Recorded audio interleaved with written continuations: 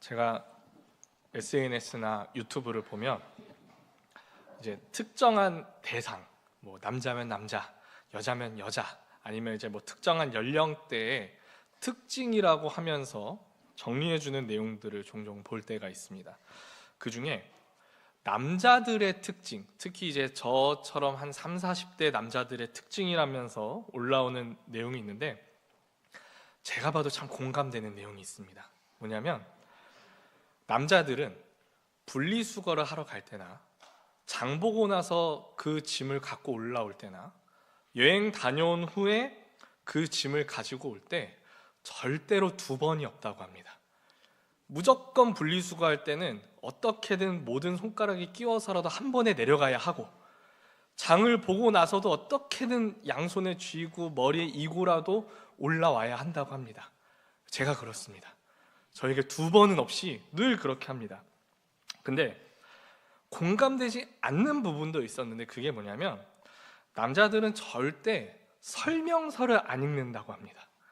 뭐든지 새로 물건을, 전자제품을 사던 뭐 조립해야 되는 걸 사던 이 정도는 안 봐도 알아 라고 하면서 계속해서 이렇게 뚱땅거린다고 합니다. 근데 저는 여기에는 공감이 되지 않는 게, 저는 항상 무엇을 사던 제가 어느 정도 알 수 있는 제품이어도 꼭 설명서를 읽어봅니다. 그러니까 정독은 아니더라도 꼭 읽어봅니다.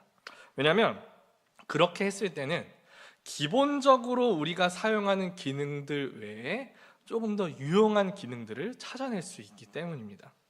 무엇보다 아이가 태어나고 그 습관이 더 강해졌는데 그 제품을 더 안전하게 사용하는 법, 특히 전자제품 같은 경우는 뭐 화재 관리라든가 그런 부분들을 더 이제 명확하게 알 수 있는 법을 확인할 수 있어서 설명서를 더 잘 읽고 있습니다. 물론 우리가 설명서를 읽지 않아도 대략적인 기능들은 알 수 있습니다. 여러분 스마트폰 산 다음에 안 보시잖아요. 다 아니까. 하지만 설명서를 읽으면 제가 이야기한 것처럼 그 기능들을 더 잘 사용할 수 있고 또 더 유용하게 그것들을 사용할 수 있습니다.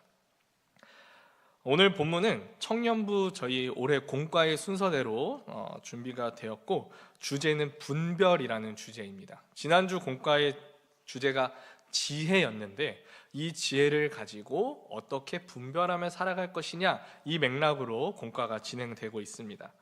그런 의미에서 오늘 본문에 기록된 예수님의 모습은 지혜를 가지고 여러 상황 가운데 하나님의 뜻을 분별하는 본을 우리에게 보여주고 있습니다.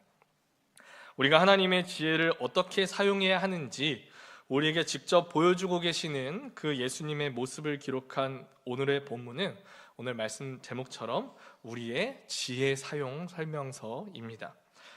이 시간 예수님의 모습을 통해 우리가 세상 가운데 어떻게 하나님의 뜻을 지혜롭게 나타내서 분별하며 살아갈지 함께 확인하고 그렇게 살아가기로 결단하는 시간 되기를 원합니다.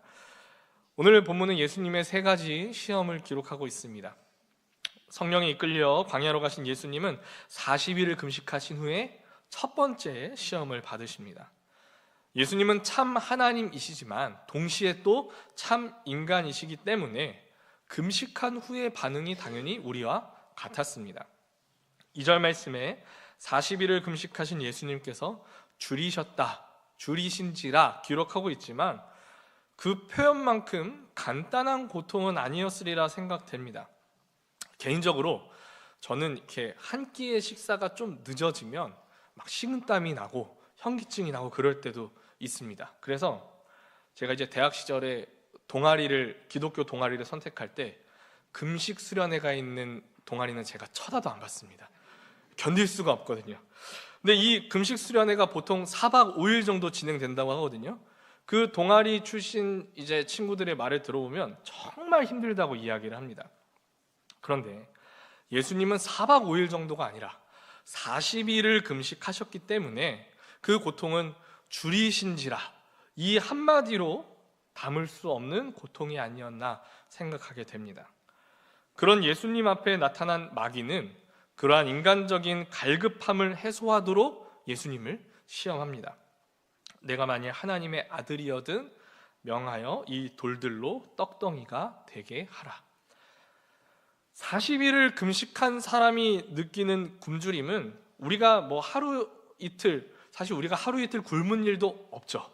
한 끼 두 끼 굶은 그 굶주림과는 다르기 때문에 무엇이든 눈앞에 먹을 것이 있다면 당장이라도 달려들지 않을까 싶습니다. 여러분, 건강검진할 때 위 내시경, 대장 내시경 하면 의사 선생님들이 뭐라고 말하죠?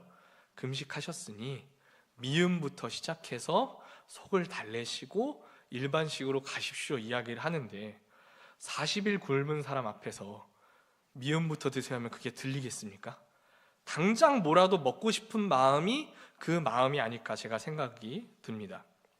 그런 예수님에게 마귀는 돌들로 떡덩이가 되게 하라 이야기를 하는데 예수님은 물론 그것을 가능하게 할 충분한 능력이 있는 분이십니다. 앞서 말했듯이 참 하나님이시자 참 인간이시기 때문에 굶주림을 느끼시는 것도 있지만 동시에 그 굶주림을 스스로 해결할 능력도 충분합니다. 제가 개인적으로 이 말씀을 묵상하면서 하나님의 능력이라면 굳이 저 돌을 떡으로 만들 필요가 있을까 생각했습니다. 왜냐하면 모든 능력이 있으니까 그냥 배고픔 없어져 라고 할 수 있지 않나, 저는 그 생각까지도 해봤습니다.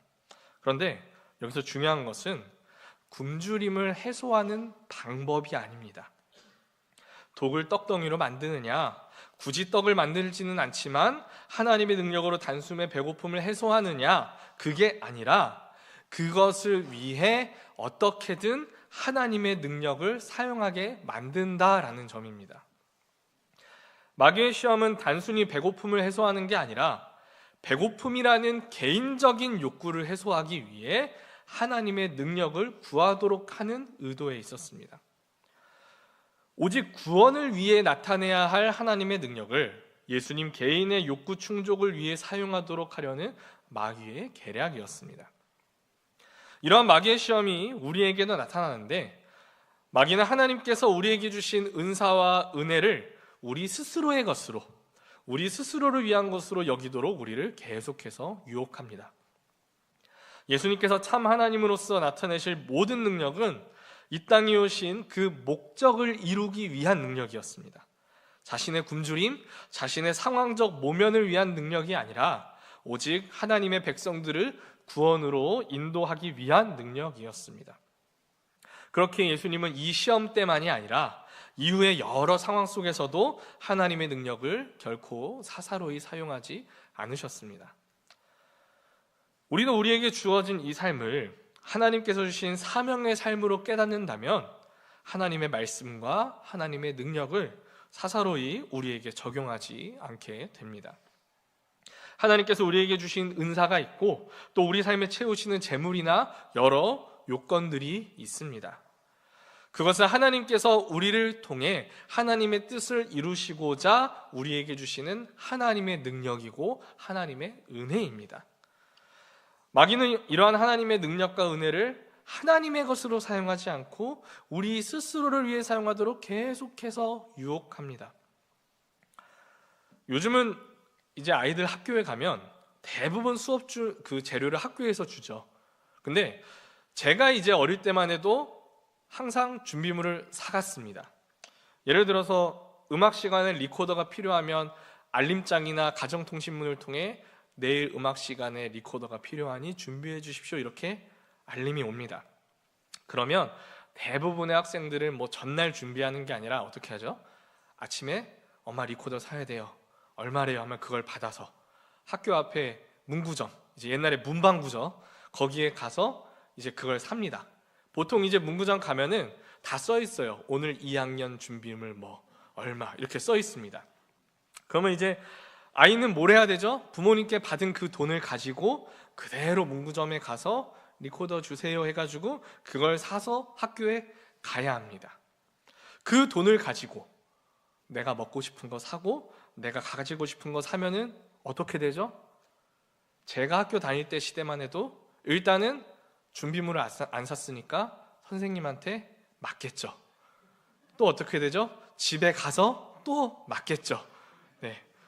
리코더를 샀으면 안 맞겠지만, 이 상황을 오늘 말씀대로 하자면 부모님께 돈을 받아서 문구점에 간 아이가 준비물을, 리코더를 사지 않고 그 장난감을 사도록, 군것질을 하도록 마귀가 유혹한 모습입니다. 이 아이가 예수님의 반응처럼 한다면 그 돈을 준 목적은 리코더 구매였으니까 내 마음대로 쓸 것이 아니라 부모님이 그 돈을 준 목적 그대로 그 준비물을 사야 합니다.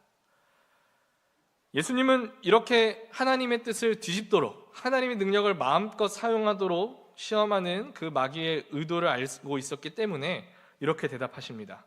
사람이 떡으로만 살 것이 아니요 하나님의 입으로부터 나오는 모든 말씀으로 살 것이라.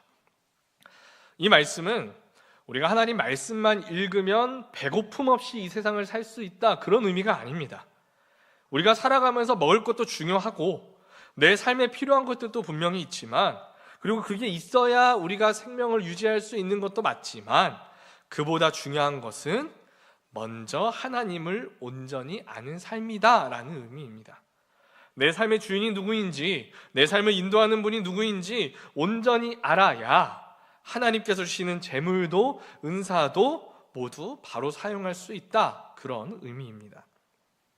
그렇게 상황적으로 맞는 것 같고 그것을 지금 하는 것이 나에게 이득이 되는 것 같아도 그것이 하나님의 뜻이 아니라면 우리는 그 행동, 그 생각, 그 말, 그 결정을 기꺼이 멈출 줄 알아야 합니다. 40일을 줄이신 예수님이었지만 예수님은 자신의 굶주림을 해소하기 위해 하나님의 능력을 경히 사용하지 않으셨습니다. 우리도 마찬가지입니다. 상황과 환경을 보고, 지금 내 상황을 보고 무엇을 할지 판단하여서 하나님께서 주신 능력과 재물을 사사로이 사용해서는 안 됩니다. 마귀는 하나님께서 우리에게 주신 은사와 은혜를 나를 위해 사용하도록 계속해서 유혹하죠. 내가 가지고 있는 것, 내가 누리고 있는 것이 누구로부터 온 것인지 자꾸 잊게 만듭니다. 그때 나에게 이 은사를, 이 재물을 주신 분이 누구인지 기억하면서 그것을 인간적 욕구에 따라, 필요에 따라 사용하지 않고 항상 지혜롭게 하나님의 뜻을 분별하여 사용할 수 있는 저와 여러분 되기를 간절히 소원합니다. 마귀가 예수님에게 이야기한 두 번째 시험이 등장합니다. 근데 이 두 번째 시험은 오히려 상대가 좀 뻔뻔하게 요구할 수 있는 것처럼 보입니다. 왜냐하면 마귀가 하는 내용이, 말의 내용이 사실 틀린 말은 아니에요. 심지어 하나님의 그 말씀을 가지고 와서 시험을 합니다. 예수님이 하나님의 아들이면 그 아들이 죽게 내버려둘 하나님이 아니시죠. 맞죠? 그리고 아무리 높은 곳에서 떨어져도 그가 상처 하나 없이 안전하게 착지할 수 있도록 할 수 있는 능력이 하나님께는 있습니다. 이것도 맞죠. 무엇보다 예수님은 이 땅에 오신 분명한 이유가 있기 때문에 지금 여기서 그 생명을 다하게 하실 리가 없습니다. 이것도 맞죠.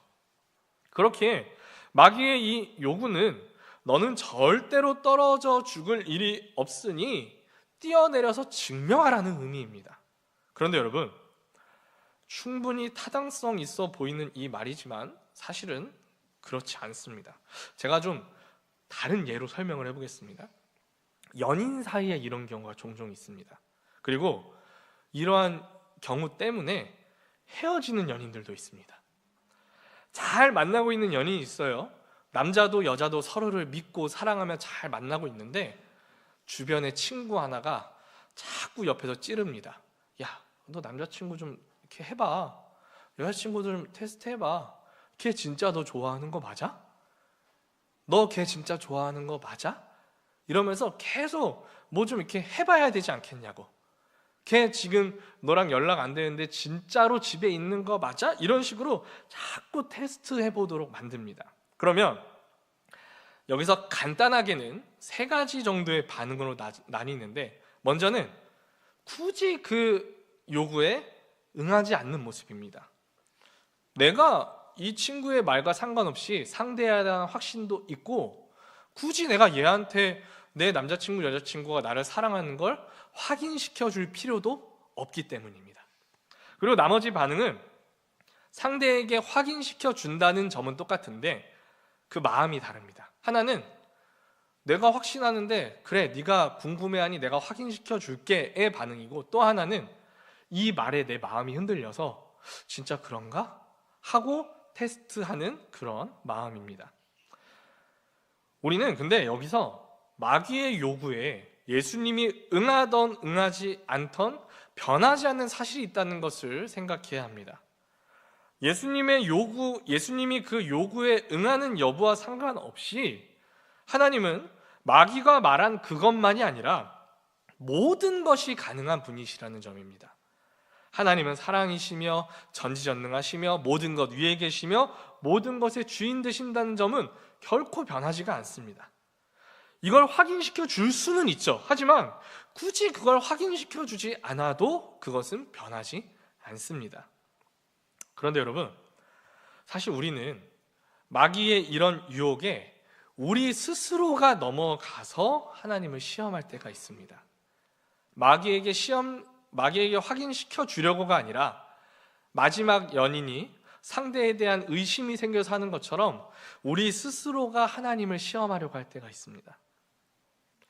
앞서 연인들이 애로하면 정말 나를 사랑한다면 이렇게 해줘, 저렇게 해줘, 이런 식의 요구죠. 근데 우리에게 찾아오는 이런 시험, 유혹은 사실 우리의 연약함 때문에 나타나는 경우가 많습니다. 이럴 때 하는 기도가 뭐죠? 하나님, 제가 잘 믿을 테니 이번 한 번만 이것 좀 해주세요. 제가 바라는 것을 해주신다면, 우리 자녀에게 이거 해주면, 우리 부모님께 이거 해주면 저도 이거 하겠습니다.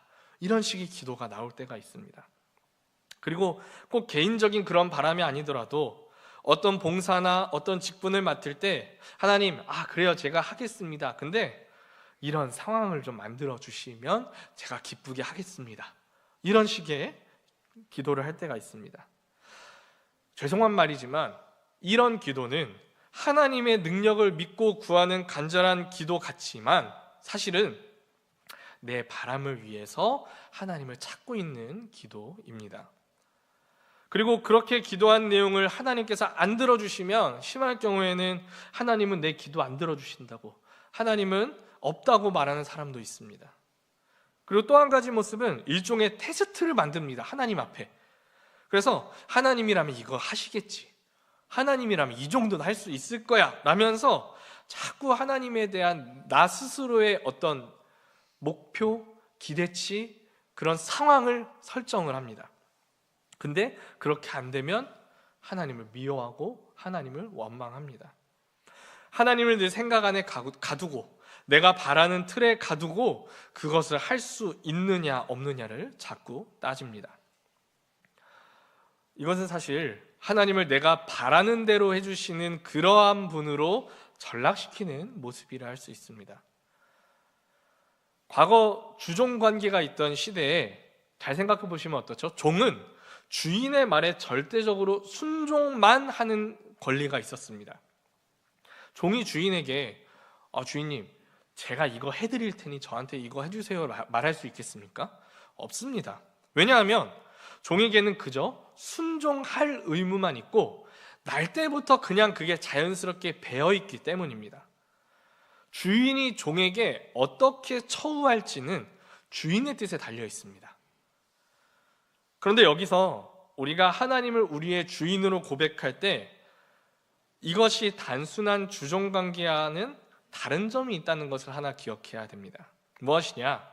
하나님은 우리의 주인이시지만 동시에 우리를 가장 사랑하는 분이시라는 점입니다. 그렇기에 우리는 하나님을 향해 하나님께서 나에게 이거 주실지 저거 주실지 이거 주세요 저거 주세요 굳이 따질 필요가 없습니다. 내가 그렇게 안 해도 하나님은 이미 나에게 많은 것을 주셨고 지금도 주시고 앞으로도 주십니다. 무엇으로 주시냐? 나의 상황에 내가 모르는 나의 필요까지도 미리 아셔서 가장 좋은 것으로 나에게 항상 주십니다. 무엇보다 우리 주님을 통해 용서를 베풀어 주셨고 구원을 주셨습니다. 마귀는 오늘도 우리에게 하나님을 불신하고 의심하게 만들어서 우리로 하여금 자꾸 하나님을 시험하게 만듭니다. 이에 대해 주님께서는 주 너의 하나님을 시험하지 말라 하였느니라 이렇게 대답하시죠. 우리도 마찬가지입니다. 이 말씀은 하나님 시험하면 안 돼라는 강압적인 말이 아닙니다. 하나님을 온전히 믿는 자라면, 하나님의 존재에 대한 바른 지식을 가진 사람이라면 예수님의 이 말씀은 너무나 당연한 고백입니다. 하나님의 존재, 하나님의 능력은 우리가 진위를 확인할 대상이 아예 아닙니다. 우리는 하나님께서 온 세상의 창조주이며 주인이심을 그저 믿고 우리의 삶을 하나님께 맡기고 그저 나아가기만 하면 됩니다. 그러므로 하나님을 의심하여서 믿음 아닌 믿음의 태도를 나타내는 것이 아니라 하나님을 향한 확신으로 늘 하나님께 나아가는 저와 여러분 되기를 간절히 소원합니다. 마귀의 세 번째 시험은 앞서 두 시험보다 훨씬 더 노골적으로 자신의 뜻을 드러내는 시험입니다. 예수님으로 하여금 하나님의 뜻을 어기도록 교묘하게 수를 쓰는 게 아니라 아예 대놓고 본질적으로 하나님의 영광을 가로채도록 이야기를 합니다. 천하 만국을 보여주면서 당장 하나님이 아닌 나에게 경배하면 이거 너한테 주겠다, 나한테 경배만 해라, 나 너한테 이거 당장 줄게 라고 이야기를 합니다. 하나님의 영광을 위해 이 땅에 오신 예수님은 사실 세상 모든 권세를 하나님께 받아서 세상을 다스리며 구원할 왕이 되시기로 이미 작정된 분이셨습니다. 마귀에게 그렇게 하지 않아도 그게 이미 예정된 분이었어요. 그런데 한 가지 마귀가 당장 주겠다는 것과 다른 게 있습니다. 뭐냐? 그 과정이 순탄치 않습니다. 그 힘들고 고통스러운 모든 과정을 감내한 후에 그 모든 영광이 예수님께 주어지기로 되어 있었습니다. 마귀는 그런 예수님 앞에 너 그거 안 해도 돼, 너 그거 안 해도 너한테 영광을 다 줄게 라고 유혹합니다. 이는 하나님의 영광을 가로채고 스스로가 영광을 얻으려는 욕심을 불러일으키는 것만이 아니라 동시에 하나님의 뜻을 어그러뜨리는 결과로 이어지는 시험이었습니다. 이러한 유혹이 우리에게는 하나님의 뜻이 아닌 내 인생을 내가 바라는 대로 살고자 하는 마음으로 다가옵니다. 하나님을 향한 경배, 하나님을 향한 예배로 나아가는 우리의 마음에는 기본적으로 무슨 고백이 있냐? 하나님을 인정하고 하나님 앞에 순종하겠다라는 고백이 기본적으로 담겨 있습니다. 마귀는 그런 우리의 마음을 흔들어서 내 삶의 주인을 나로 여기도록, 내 삶을 내가 결정한다고 생각하도록 만듭니다. 그래서 무엇을 하든 하나님의 뜻을 묻기보다 내가 바라는 대로, 나에게 좋을 대로 자꾸 그걸 선택하도록 만듭니다. 영원한 하나님 나라를 바라보며 그 나라를 허락하시는 하나님의 영광을 위해 이 땅을 사는 것이 아니라 지금 이 땅에서의 삶을 위해서, 지금 이 땅에서의 영광을 위해 살게 나를 유혹합니다. 그렇다고 죽음 이후의 영원한 삶이 중요하기 때문에 지금 이 삶이 중요하지 않다? 그건 아닙니다. 다만 우리는 죽음 이후에 영원한 삶이 있다고 믿기 때문에 그 영원한 삶을 온전히 누리기 위해 지금 이 삶도 중요하게 여기며 더욱더 이 삶을 하나님 앞에 온전히 드리기 위해 노력하며 살아가야 합니다. 지금 이 삶에서 우리가 하나님을 저버리고 나 스스로가 이 삶의 주인이 된다면 우리는 그 영원한 삶을 결코 누릴 수가 없습니다. 하나님을 인정하는 사람, 예수님을 인정하는 사람은 마땅히 내 삶의 주인을 하나님으로 여기며 나는 죽고 예수로 사는 사람이 됩니다.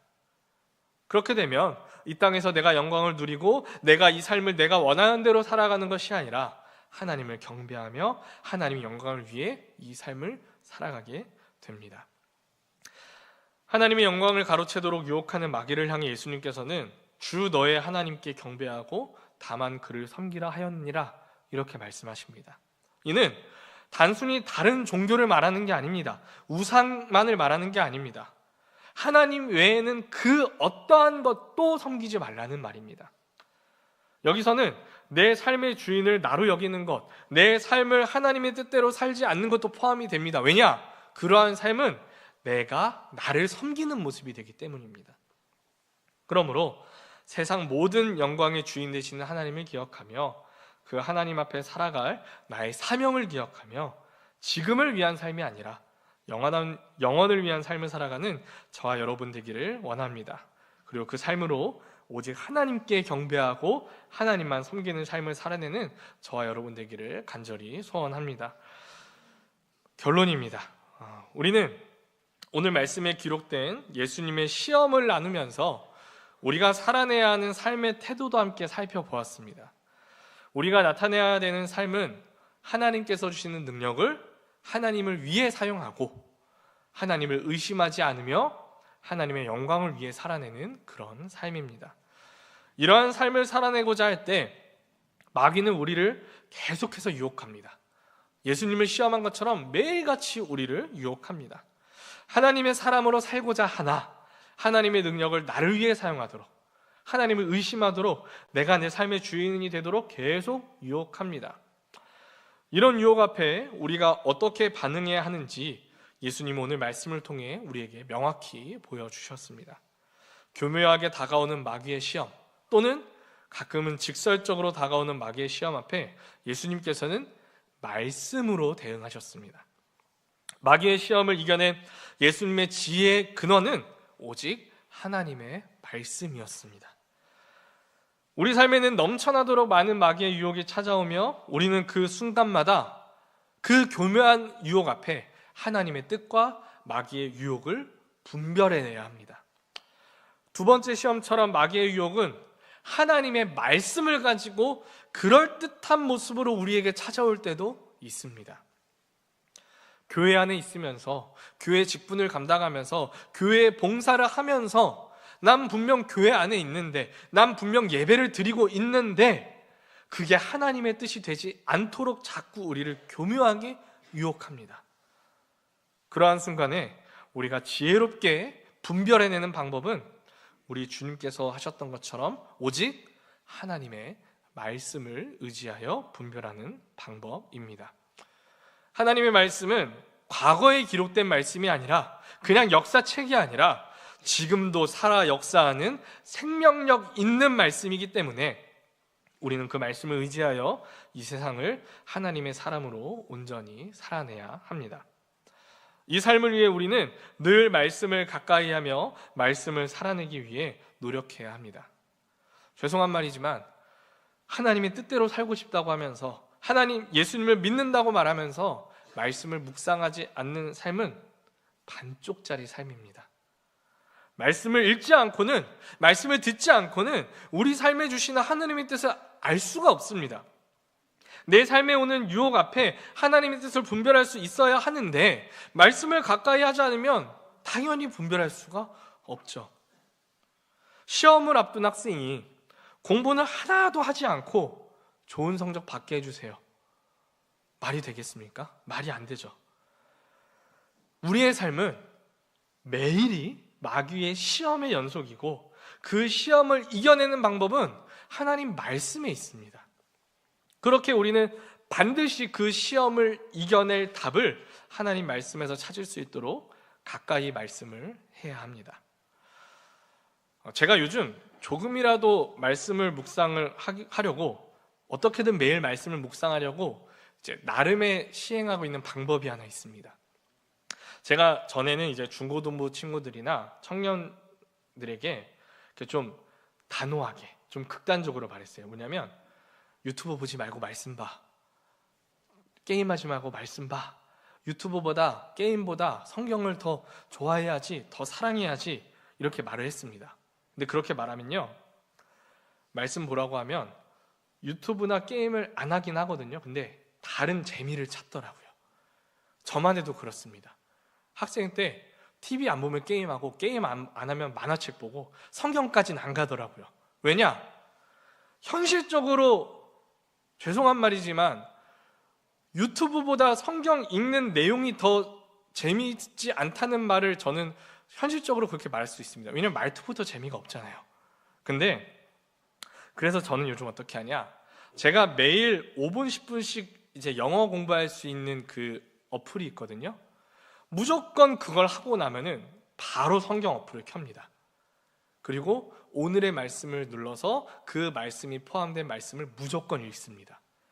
제가 말씀 읽기로 연결할 수 있는 제 매일의 어떠한 활동을 찾아내서 무조건 저는 그 활동을 하도록 저 스스로가 작은 습관을 하나 만들어서 그렇게 하고 있습니다.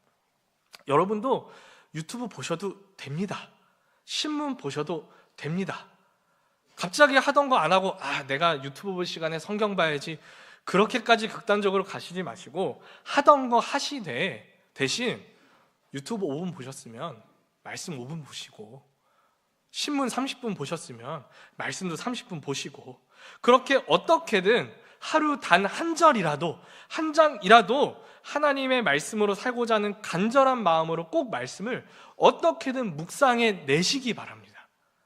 여러분 스스로의 그 습관을 꼭 만들어내는 노력을 하시기 바랍니다. 그러면 그 말씀이 지혜가 되어서 여러분의 삶을 하나님의 주인으로 고백하는 온전한 삶으로, 하나님의 영광을 나타내는 온전한 삶으로, 시험을 이겨내는 삶으로 나아가게 할 줄 믿습니다. 수많은 마귀의 유혹 앞에 올바른 길을 분별하게 만들어줄 줄 믿습니다. 한 줄을 읽었더라도, 한 절을 읽었더라도 그 한 절의 말씀이 여러분의 하루를 마귀로부터 지켜주는 말씀, 영원한 삶으로 나아가는 여러분의 발걸음을 바른 길로 나아가도록 분별해주는 말씀이 되는 줄 믿으시기 바랍니다. 그러므로 늘 말씀 읽기에 힘쓰고 주어지는 예배 가운데 말씀 안에 거하는 우리 성도님 되시기를 원합니다. 사랑하는 성도 여러분, 세상의 모든 지혜는요 오직 하나님의 말씀으로부터 나옵니다. 하나님의 말씀이 곧 오늘 말씀의 제목인 지혜의 사용 설명서입니다.